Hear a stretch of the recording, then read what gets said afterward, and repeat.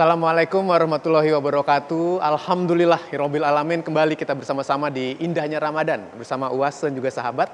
Saya Hilbram Dunar bersama Ustadz Abdul Somad dan juga masih bersama Ustadz Solmed di kesempatan kali ini. Assalamualaikum warahmatullahi wabarakatuh. Waalaikumsalam. Insya Allah tausiah dari guru-guru kita di kesempatan kali ini bisa memberikan kita pengertian baru, pemahaman baru, kedekatan yang lebih dalam lagi kepada Allah Subhanahu wa taala. Amin. Pembahasan kita di kesempatan kali ini membahas mengenai investasi. Bukan cuma di dunia tapi juga di akhirat. Ini menarik karena sedang ramai juga diperbincangkan sekarang mengenai berbagai macam investasi.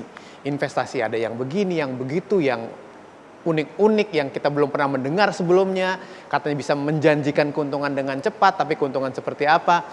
Intinya semua orang sebenarnya sudah ada niatan untuk berinvestasi. Tinggal kemana investasi yang tepatnya. Nah, inilah yang kita harapkan bisa kita dapatkan. Investasi dunia dan akhirat. Melalui apa? Melalui sedekah. Nah, seperti apa sih sebenarnya kita bisa bersedekah agar bisa mendapatkan investasi dunia dan juga investasi akhirat? Ustadz Abdul Somad, mohon kiranya memberikan tausiahnya. Silakan. Bismillahirrahmanirrahim. Assalamualaikum warahmatullahi wabarakatuh. Waalaikumsalam warahmatullahi wabarakatuh. Alhamdulillah wassalatu wassalamu ala rasulillah wa ala alihi wa sahbihi wa man tabi'ahu wa mawalah. Mas Hilbram, terima kasih. Guru kita semua, Ustadz Solmed. Sehat Ustadz? Alhamdulillah sehat Tuan Guru. Pemirsa TV One dimanapun berada, bil khusus adik-adik, Bapak Ibu yang ada di International Islamic Education Council. A'udzubillahi minasyaitonirrajim. Wa ma khalaqatul jinna wal insa illa liya'budun. Bahwa kita diciptakan hanya untuk beribadah. Ibadah itu dibagi pada 3. Dan ketiga-tiga ibadah ini ada di dalam bulan Ramadan. Ibadah yang pertama, ibadah badani, ibadah fisik, ibadah tubuh, ibadah badan. Salat tarawih, ibadah badan. Salat witir, ibadah badan. Lalu kemudian ketika ibu-ibu memasak, menyiapkan buka puasa, ibadah badan. Lalu yang kedua adalah ibadah harta. Membayar zakat fitrah, ibadah harta. Berinfak dan bersedekah, ibadah harta. Lalu kemudian ketika man fattara shaiman, siapa yang memberikan buka puasa untuk orang yang berpuasa, kanat lahu ka ajri mithli ajri shaim, maka dia dapat pahala seperti orang yang berpuasa. Maka kita melihat ada takjil yang begitu banyak. Ini adalah ibadah harta. Yang ketiga adalah ibadah hati. Di mana letak ibadah hati? Menahan.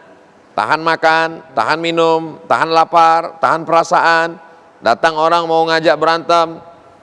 In qatalahu ahadun au syatamahu. Kalau ada orang ngajak kelahi, caci maki, sumpah serapah, maka kita mesti jawab, inni shaim, aku sedang berpuasa. Walaupun dia judo, karate, taekwondo, silat, ban hitam, dan 1 dan 2 dan kawan-kawan. Dan kawan-kawan, rame-rame dong. Rame-rame.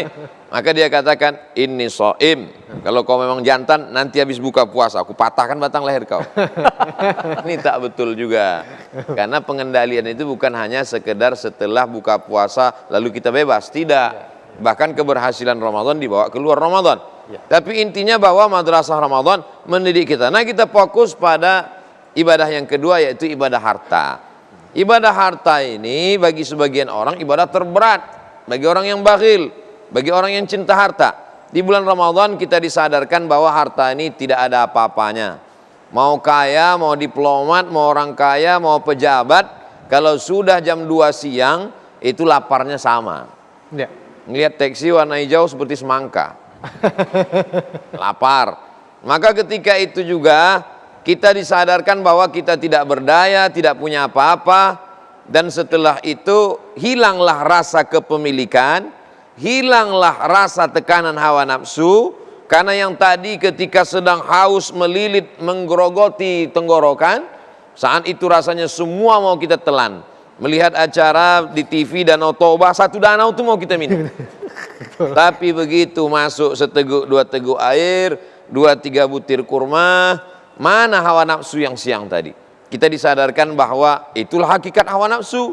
Cinta harta yang selama ini, wa tuhibbunal mala hubban jamma, kau cinta kepada harta secinta-cintanya, Maka sesungguhnya itu tidak ada apa-apanya ketika kita mati menghadap Allah Subhanahu wa taala. Yang kekal abadi adalah ketika kita punya rumah, satunya kita pakai, yang satu yang dua kita buat jadi rumah Quran.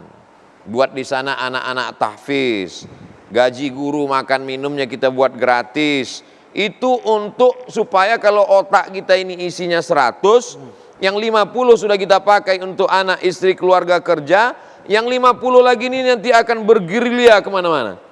Tapi kalau kita pakai dia untuk memikirkan bagaimana uang sekolah ke depan, bagaimana gaji guru, bagaimana makan, bagaimana asrama, maka insya Allah pikiran yang macam-macam kemana-mana liar itu menjadi terpakai, tidak mubazir.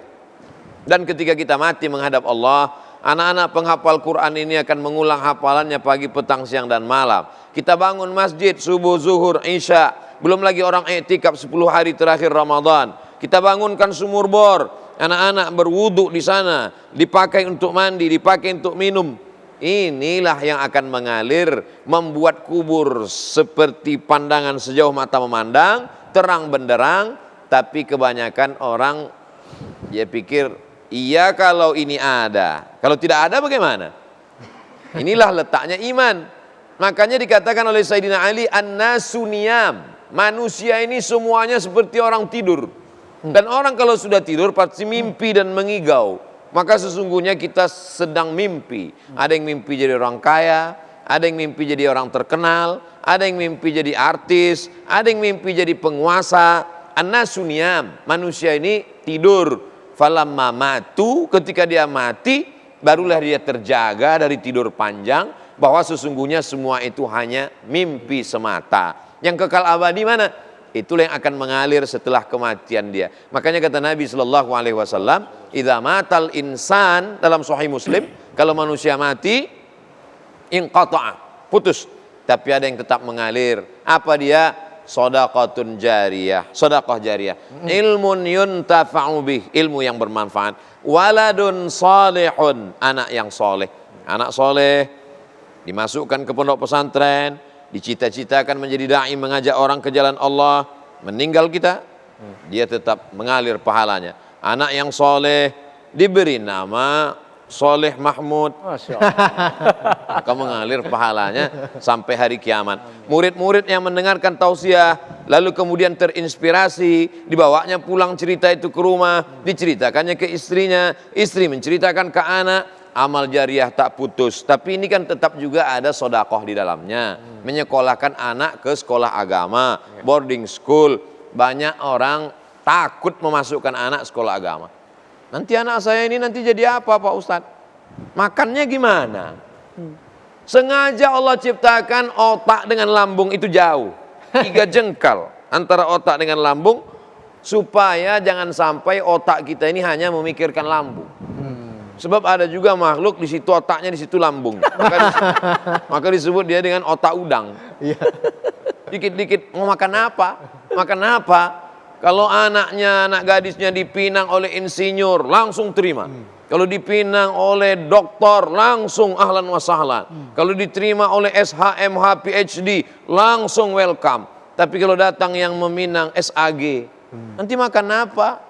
Sekarang, setelah SAG itu populer, menyesal dia. Nah, ini semua adalah orang yang menyangka bahwa hidup ini hanya ada pada pikirannya. Dia lupa dengan Allah Subhanahu wa taala. Kalau ditanya percaya sama Allah, percaya, tapi masalah rezeki ya saya lebih cerdas, nauzubillah. Iya, baik Ustadz. Tadi Ustadz Abdul Samad sudah juga menjelaskan bahwa kebanyakan di antara kita dalam hidup ini tertidur sehingga bermimpi, mimpi kaya raya, mimpi menjadi seorang yang sukses. Ketika meninggal baru terbangun, padahal begitu banyak hal yang bisa kita lakukan agar pada saat hidup kita bisa memberikan arti kepada diri sendiri, sekaligus memberikan investasi yang baik yang bisa kita dapatkan di dunia dan juga di akhirat. Nah, investasi ini akan lebih dalam lagi kita bahas. Seperti apa yang harus dilakukan dan bagaimana supaya benar-benar bisa mengalir dalam jumlah yang besar menjadi modal kita di akhirat nanti. Jangan kemana-mana, kami akan segera kembali.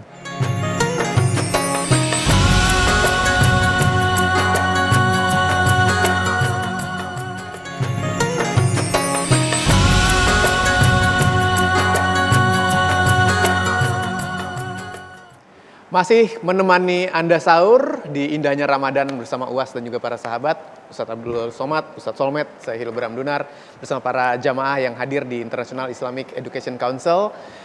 Sambil Anda menikmati hidangan, jangan lupa ya teman-teman, adik-adik, bapak ibu, mohon kiranya masih terus dimakan, masih ada waktu.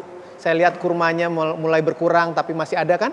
Silahkan disantap kurmanya, silahkan diminum dulu airnya, masih ada waktu kita bersama. Dan membahas mengenai investasi. Sedekah adalah investasi dunia dan juga akhirat. Ustadz, kalau kita belum bisa memberikan yang banyak bersedekah di dunia ini, tapi kita tetap ingin punya investasi di dunia dan juga di akhirat, apa yang harus kita lakukan, Ustadz? Cerita masalah zakat, wakaf, infak, sodakoh, bangun pesantren, Islamic boarding school, macam-macam lembaga pendidikan gratis. Orang berpikir saya nggak mampu Pak Ustadz, saya juga lemah. Padahal ketika dia pulang kerja, dia lihat itu ada banner besar, pembebasan masjid, tanah wakaf 1 meter 500.000. Maka dia bisa patungan dengan istrinya, dengan tetangganya, dengan kawannya 100.000. Di 5 orang, dia kirimkan, dia transfer. Orang akan sholat di sana. Bisa kirimkan batu bata. Batu bata terlalu besar Pak Ustadz, batu kerikil. Kerikil juga tidak bisa, pasir. Pasir pun tak bisa, mati aja lah. Payah kali hidup ini. Masa nggak bisa semua ya? Masa semua tidak bisa, begitu banyak pilihan Tenaga kita. Tenaga. Likulli sulama minkum sodaqah. Setiap tulang-tulang sendi ini ada sodakohnya. Datang ke sana. Bapak, apa yang bisa saya bantu? Saya insya Allah bisa ngecor, saya bisa ikut bantu ini, tukang segala macam. Tidak juga bisa, datang ke sana. Tabassumika fi wajhi akhika shadaqah. Datang ke pembangunan masjid, senyum aja kepada mereka semua. Senyum. Walaupun sekarang susah untuk senyum karena pakai masker. Iya, betul. Tapi paling tidak kita sudah membahagiakan.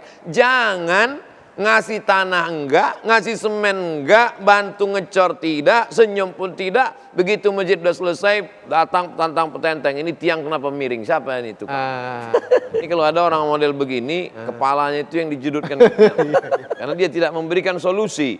Maka ketika kita mencari uang, dari mulai pergi pagi pulang petang. Satu komplain, Ustadz jamaah, Ustadz yang betul itu bukan pergi pagi pulang petang. Pergi, suami saya pergi petang pulang pagi kata dia. Kenapa? Security jaga malam. Oh iya betul. Sip-sipan. Sip-sipan. Lalu kemudian apa sebetulnya yang dicari? Dibangunkan ke rumah, rumahnya tinggal. Dibelikan ke mobil, mobilnya tinggal.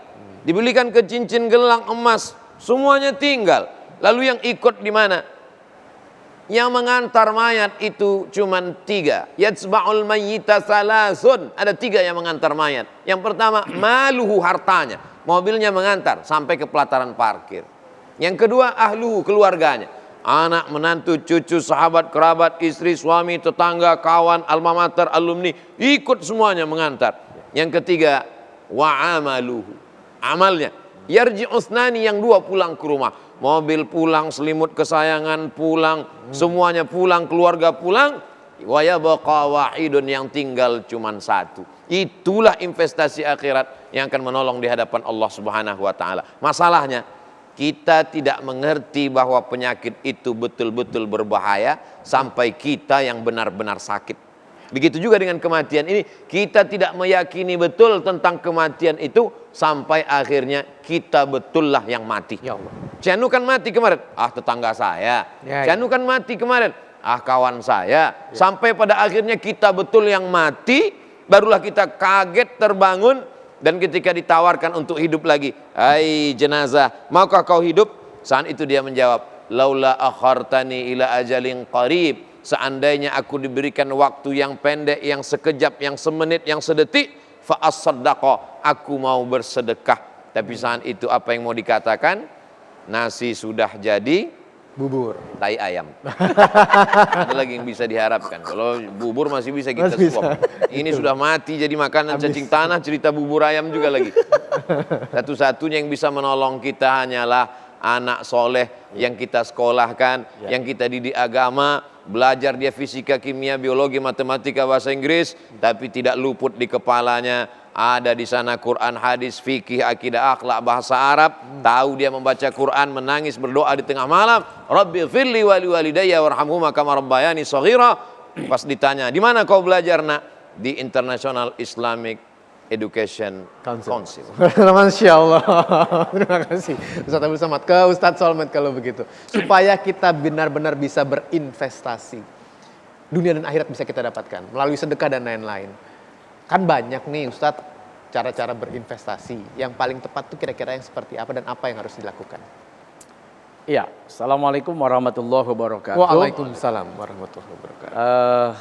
Tuan Guru, Ustadz Abdul Somad yang saya dan kita muliakan, Kang Hilbram yang juga kita hormati, pemirsa TV One di mana saja. Hari ini banyak orang berbondong-bondong investasi. Betul. Mengejar sesuatu yang dianggap pasti. Ya. Padahal belum tentu pasti. Akhirnya terjebak pada investasi bodong. Iya. Diiming-imingi dari awal dengan mendapatkan sekian persen, sekian rupiah, sekian juta, tapi akhirnya itu hanya mimpi belaka. Di dunia saja mimpi itu sudah buyar, apalagi nanti kalau sudah mati. Tapi ada investasi yang dijanjikan oleh Allah, tentu dunia akhirat. Di dunianya kita mendapatkan keutamaan dari investasi itu, jauh dari bala, jauh dari bencana, bahkan dia bisa menjadi obat. Dau mardokum bis sodakoh, dengan sodakoh itu bisa menjadi obat hati, bisa menjadi obat fisik, bisa mencegah seseorang dari bencana, dari musibah, dari malapetaka, bahkan sampai orang yang sempat ngenyek sama Nabi, ya, dan kemudian selamat karena sedekah rotinya kepada seekor anjing yang tadinya mau dipatok ular yang berbisa, tapi diselamatkan karena baiknya orang ini kepada makhluknya Allah Subhanahu wa Ta'ala. Apalagi kita, orang yang meyakini bahwa ada investasi dunia, investasi akhirat, maka harusnya memang tidak boleh lagi ada cerita terlalu sayang. Lagi sayang-sayangnya nanti juga akan berpisah dengan si ayang. Apa yang mau dibawa ini? Ya, rumah yang triliunan, ratusan miliar, ya, tanah yang hektaran, pada akhirnya semua akan ditinggal dan kita hanya menempati 2 kali 1. Benar apa yang disampaikan oleh Tuan Guru Ustadz Abdul Somad, orang itu akan menyadari bahwa semua akan tinggal kenangan kalau dianya sudah Meninggal. mati, sudah meninggal. Oke, Ustadz Solmed, kita tahan dulu sampai di situ. Ini menarik kalau membahas mengenai harta yang salah-salah justru membawa kita, jangan sampai ya, membawa kita ke api neraka. Yang membawa kita ke kesesatan. Supaya jangan sampai itu yang terjadi, kita berusaha keras untuk mendapatkan harta, ternyata harta yang sudah didapat, tapi justru kesialan yang kita terima. Apa yang harus dilakukan? Akan saya bahas sebentar lagi, Anda jangan kemana-mana.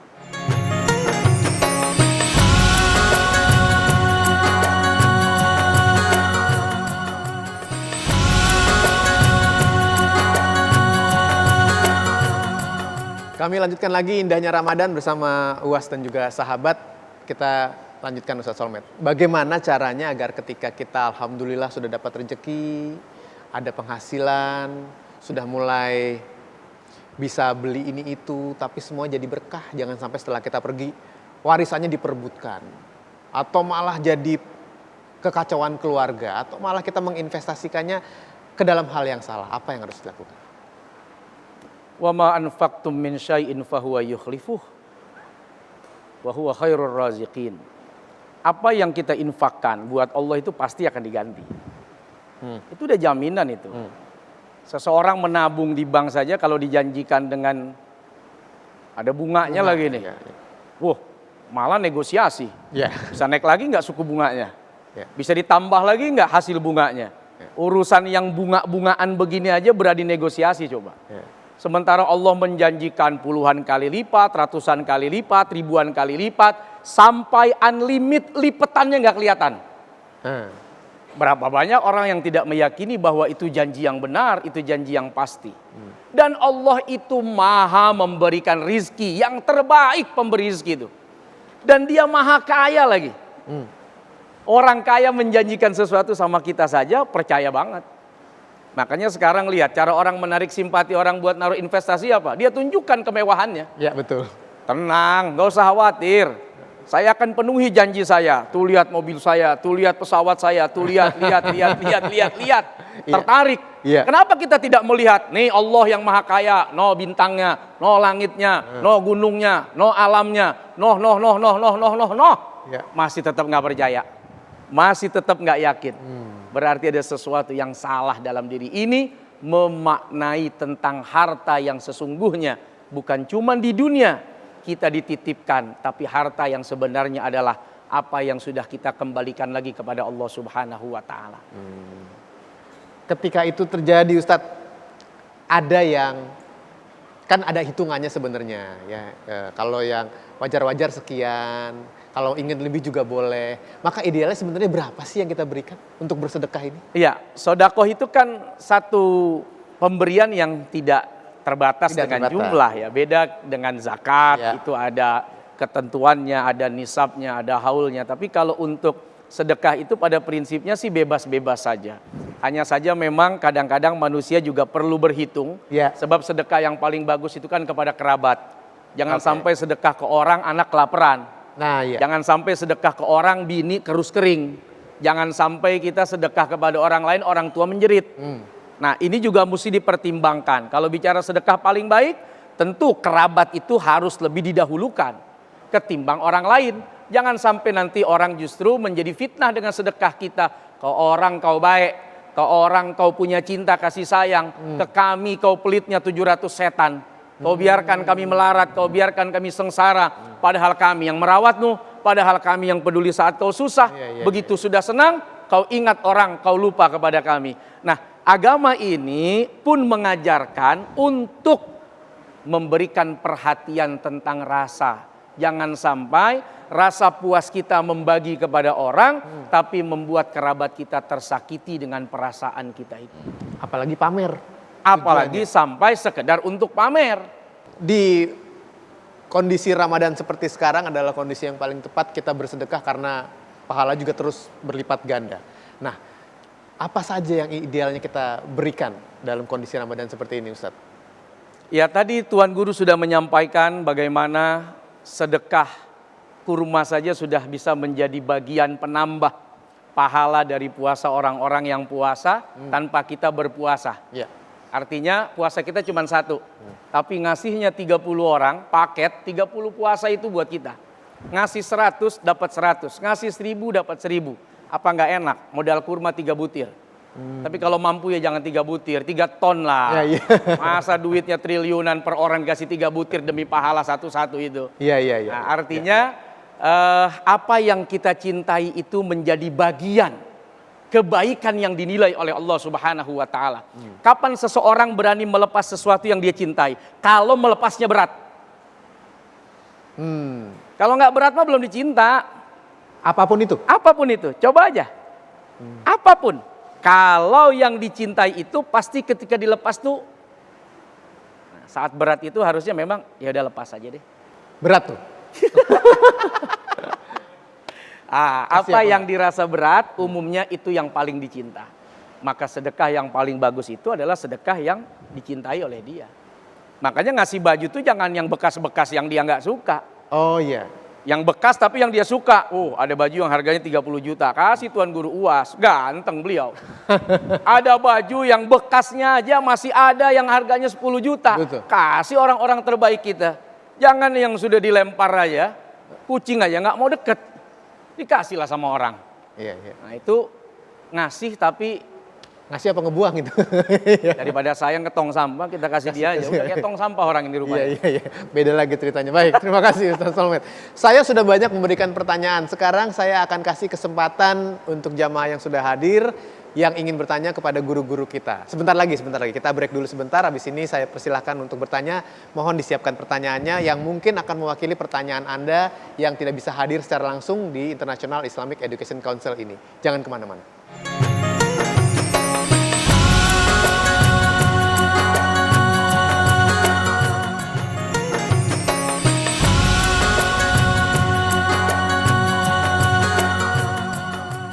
Mudah-mudahan pertanyaan yang ada dalam pikiran Anda sambil menyaksikan indahnya Ramadan bersama UAS dan sahabat ini juga diwakili oleh pertanyaan dari jamaah yang sudah hadir di sini.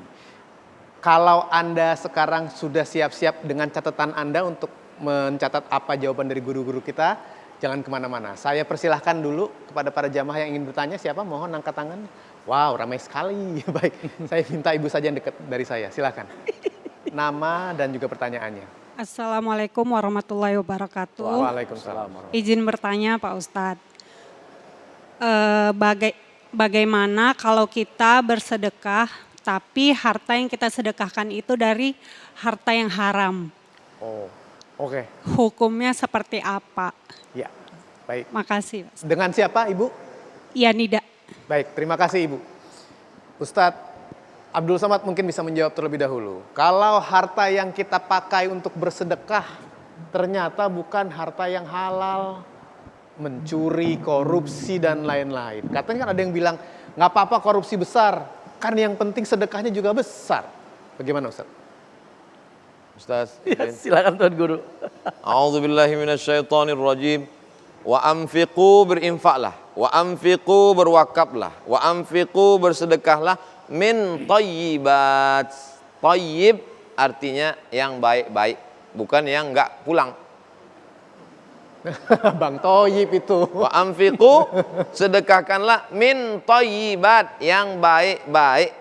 Lalu bagaimana kalau ada orang mensedekahkan yang tidak baik? Dalam hadis disebutkan, innallaha thayyibun, Allah maha baik, la yaqbalu, Allah tidak menerima illa thayyiban. Dia hanya menerima yang baik saja. Dalam hadis lain, la tazulu qadama 'abdin, kaki anak Adam manusia akan tetap tegak berdiri yaumal qiyamah pada hari kiamat hatta yus'al, sampai dia disoal. Pertanyaan yang pertama, an umrihi fima afnah, umurmu kemana kau habiskan? Yang kedua, an ilmihi fima amil, ilmu sudah kau amalkan atau belum? Yang ketiga, an malihi, ini terkait dengan harta. Kalau umur pertanyaannya cuma satu, kemana kau habiskan? Tapi kalau harta pertanyaannya dua seperti tali, ada pangkal ada ujungnya. Min ainak tasabahu, dapatnya dari mana? Wa fima anfaqahu, dipakai kemana? Ini sekarang banyak orang beragama itu dia baca sendiri, dia pahami sendiri, dia buat sendiri, dia fatwakan sendiri, dia nyasar sendiri.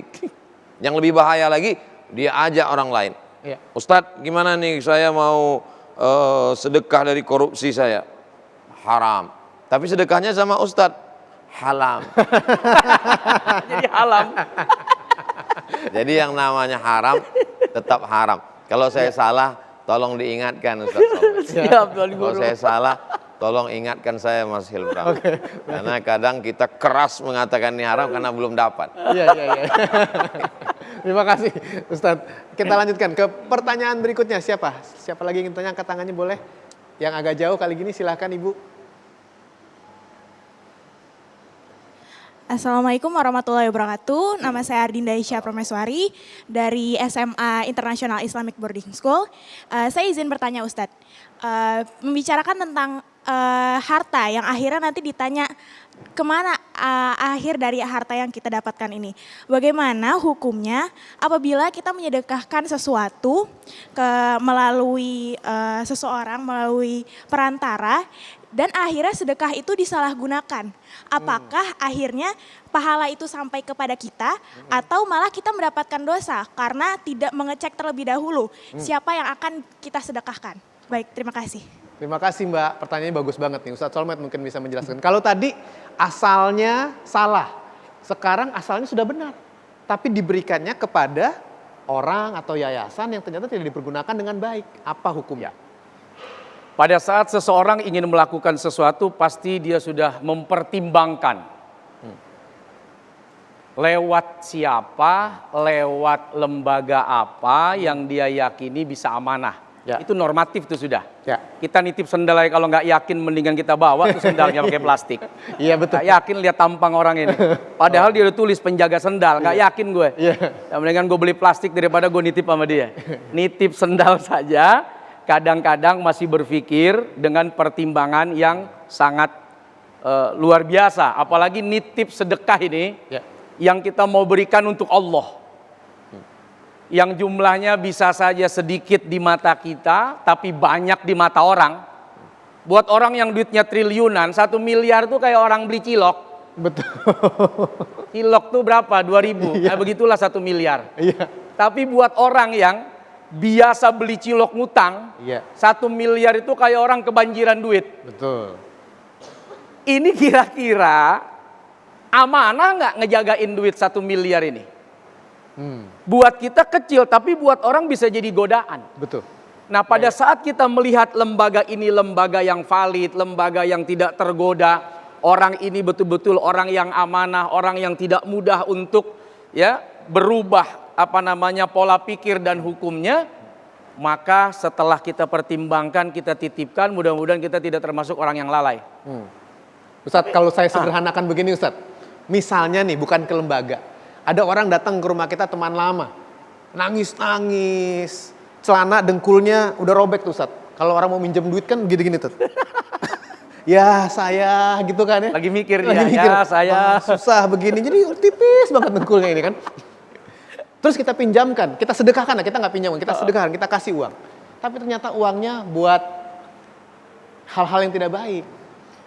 Buat minum-minum, buat zina dan lain-lain. Nah itu bagaimana Ustaz? Ya, kalau niat kita sudah kita terapkan dalam amal, bahwa kita membantu karena yang kita tahu memang dia nggak punya. Ya. Yang kita tahu dia butuh. Ya. Yang kita tahu dia datang mengiba kepada kita. Lalu kita kasih untuk membantu. Sudah sampai di situ. Urusan uangnya kemudian dipakai. Ternyata buat judi, ternyata buat zina, ternyata buat minum-minuman keras. Itu sesuatu yang tidak mampu lagi kita untuk melintasinya. Karena itu sudah lintasan dia. Yang kita tidak bisa intervensi kalau kita tidak tahu sebelumnya. Iya, iya. Baik. Tapi kalau kemudian dapat informasi, lu ngasih duit sama dia 10 juta, duitnya habis. No, buat minum-minuman keras. Besok nggak bakalan kita kasih lagi. Tapi pahala yang ini bisa saja sudah dicatat oleh Allah. Malah jangan-jangan 2 pahalanya. 1 pahala ngebantu, 2 pahala ngenes. Oh, betul. Ngenesnya dinilai juga, kasihan ya. Udah ngasih sabar lagi. Ya, terima kasih Ustaz. Mbak cukup jelas ya jawabannya ya. Satu lagi boleh, satu penanya lagi? Oke silakan Mbak.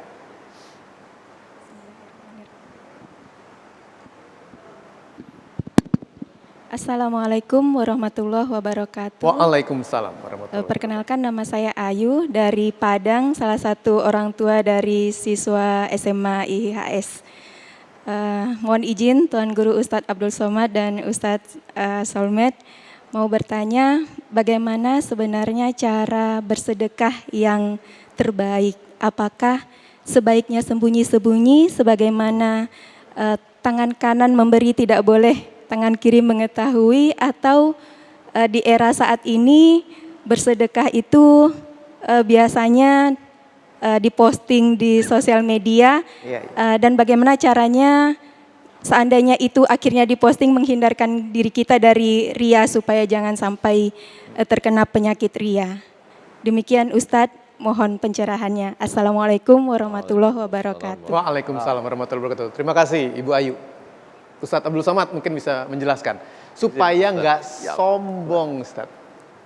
Sab'atun yudhilluhumullah, 7 golongan yang mendapatkan naungan nanti di padang mahsyar. Yauma la dhilla illa dhilluh, hari itu tak ada naungan kecuali naungan Allah.